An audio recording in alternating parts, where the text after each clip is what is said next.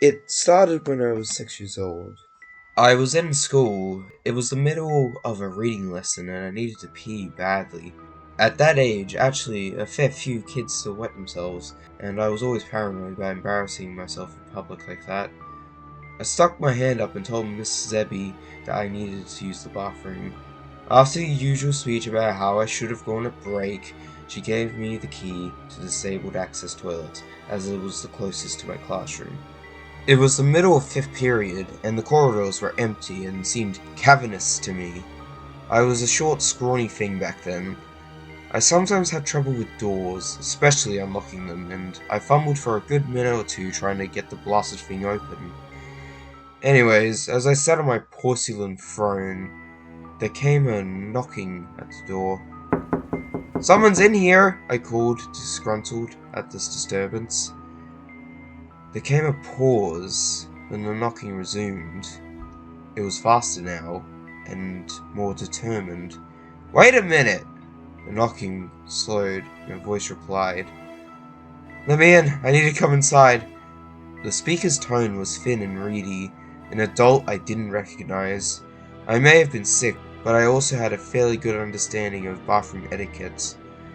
Mainly that you didn't let more than one person into an area only slightly larger than a cupboard. "Go away!"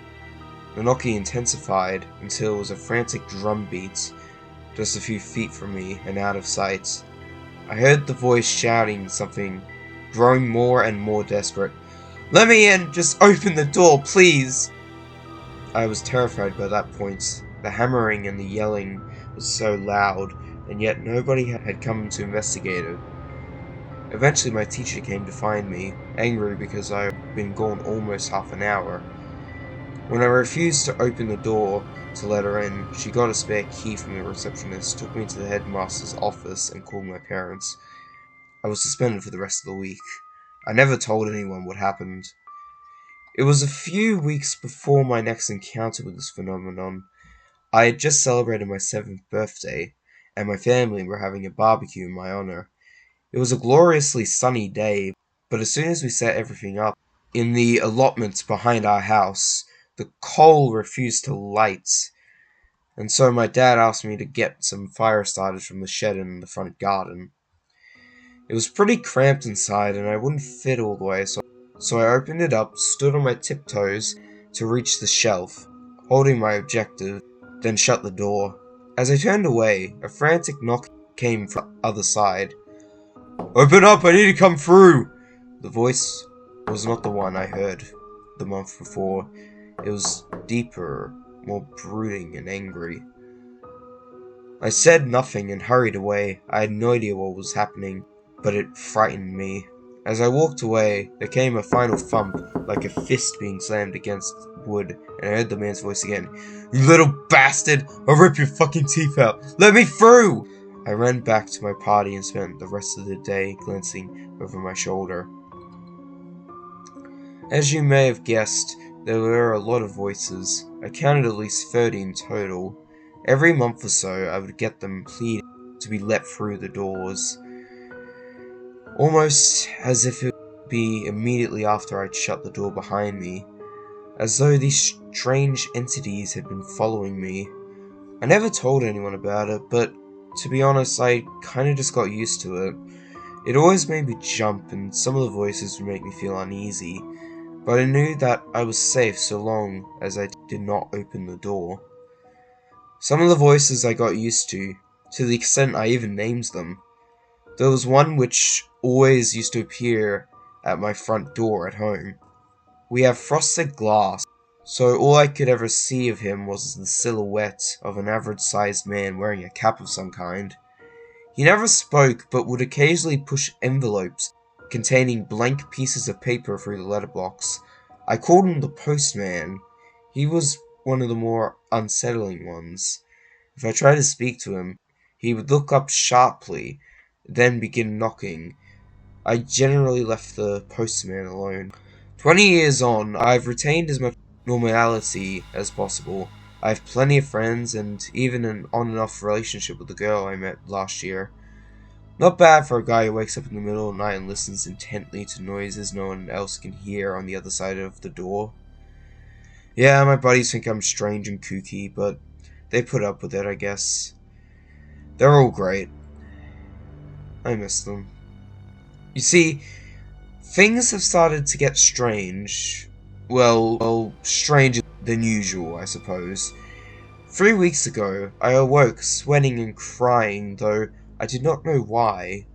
My dream had been, from what I recall, fairly normal, before a huge shadow abruptly fell over everything. Literally the second I opened my eyes, there came a knocking at my bedroom door. Not just a normal knocking, though. This was truly frantic. "Who goes there?" I yelled. "Please, please help us," it replied. I was surprised. It was the sadistic, angry voice that I remembered from my father's shed on my 7th birthday, but this time it seemed genuinely sincere. There was a pained tone to it, too, as the speaker was grievously wounded. I actually found myself pulling back the sheets to get up, but I hesitated. I had never before been tempted to open a door. I suppose as a child I had the idea that whatever lay beyond was evil, so righteously drummed into my head that it was just common sense. To be honest, I came very close to letting the thing into my room that morning, but I held off in the end. It got worse. 2 days later, I was in my local corner shop. I just paid for a bottle of milk and a newspaper when a great force slammed against the shop door. Simultaneously, a voice began screaming a long, keening whine of pain. I whirled to face the door, but there was so many flyers plastered over the glass that I could only make out the shape of a woman on the other side, slapping her palms against the window. The shopkeeper stared at me as though I was crazy. In the end, I asked if he had a bathroom I could use, murmured some half-thought-out excuse, and hid in there for 10 minutes until the screaming stopped. There were 4 more incidents between then and now, a mixture of screams and tearful begging. The postman stopped by yesterday. He knocked politely before sending his usual letter through the letterbox. Then another. Then another. They added up to a total of 10 plain brown envelopes. Afterwards, the postman waited for a few minutes, knocking occasionally, and then left me alone. Each letter contained a sheet of A4 paper, but somebody had taken a black pen to the pages, scribbling and shading them with such vigor that there were large tears around the center, and the edges were frayed. I shoved them back into the envelopes and tried to put them out of my mind. Earlier, my bedroom door shook violently. It wasn't a scream or a howl or a roar that I heard, though.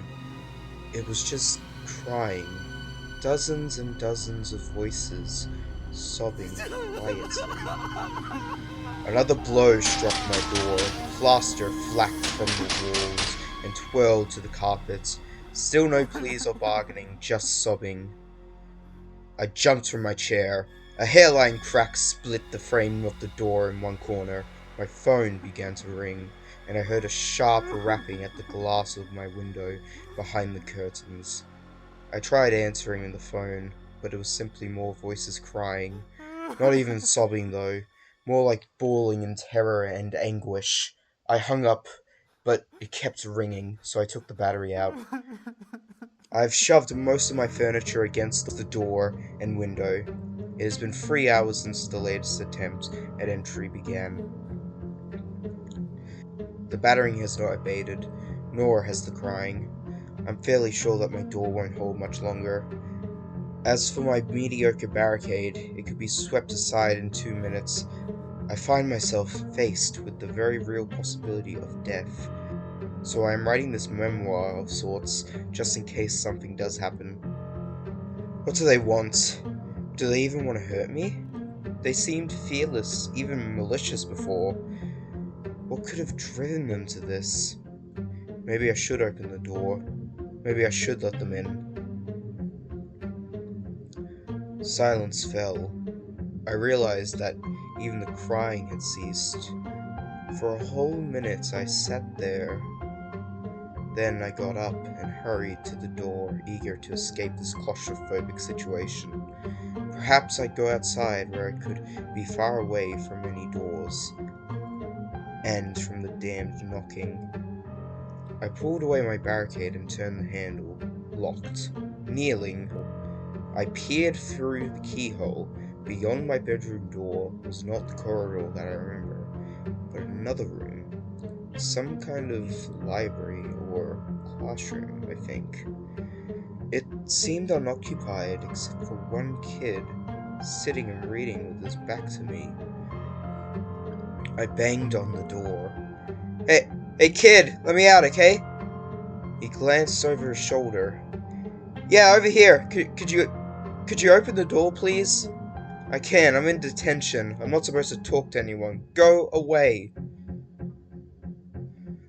He turned from me. Confused and exasperated, I began to stand up. A loud bang shattered the silence once more. I realized it sounded more like a fist being pounded against glass. My window! I heard it again, but this was not the frantic knocking of someone wanting to get inside. This was not even an attempt to break in. Whatever was beyond the curtain and in the glass knew I was inside. It knew I was frightened. In the most predatory and sadistic way possible, it wanted me to be afraid. I turned back to the door and began hammering on it frantically. Hey! Let me in, okay? I really need you to open the door.